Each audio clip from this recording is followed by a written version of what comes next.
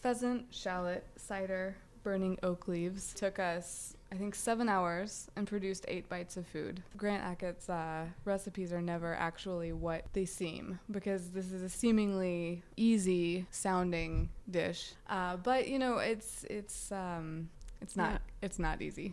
Yeah, if there's anything missing, it's because we were trying to cook and document at the same time. Right.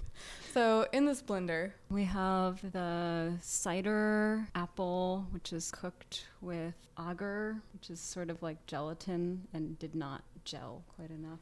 Right. It should probably be, we should probably mention that I don't have a very fancy blender. I have a normal KitchenAid blender, and the cookbook says that you really need a really fancy blender in order for it to pass through a chinois, which is another ingredient or a tool, that we don't have, because it costs $100. Right. And we're poor. This is the poor person's version of a Alinea recipe. And we decided, instead of putting it through a chinois, that we would just try to do it through some cheesecloth. Yeah, 2 layers of cheesecloth so it would get strained properly.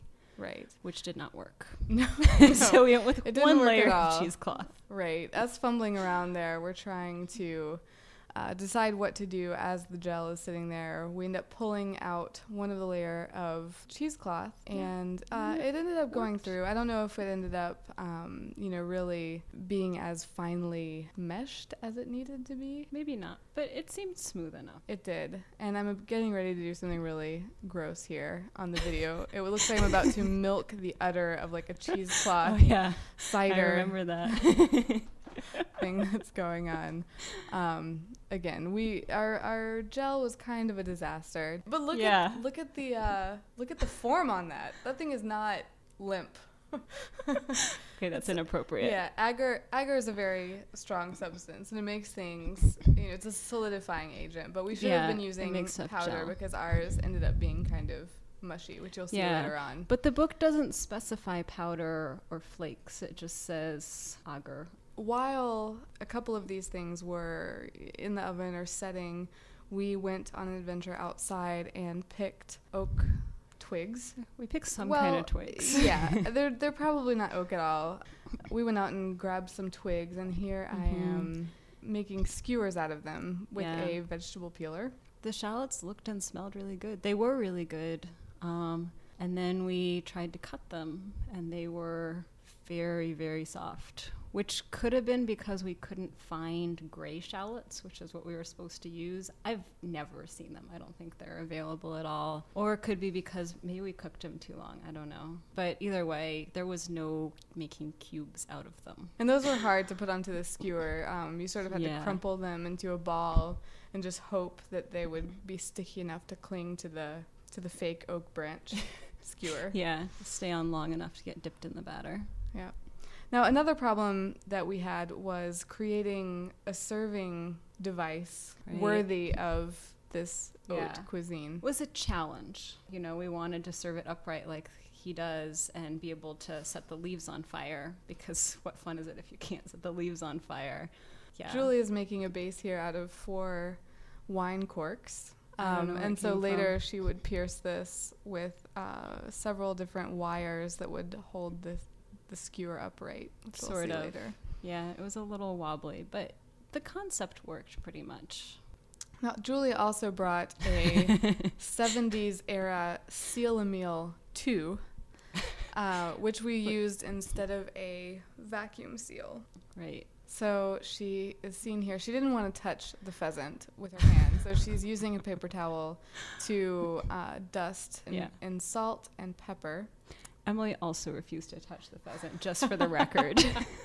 And we put it in a bag with butter and a bay leaf and thyme. And we just pushed all the air out as best we could.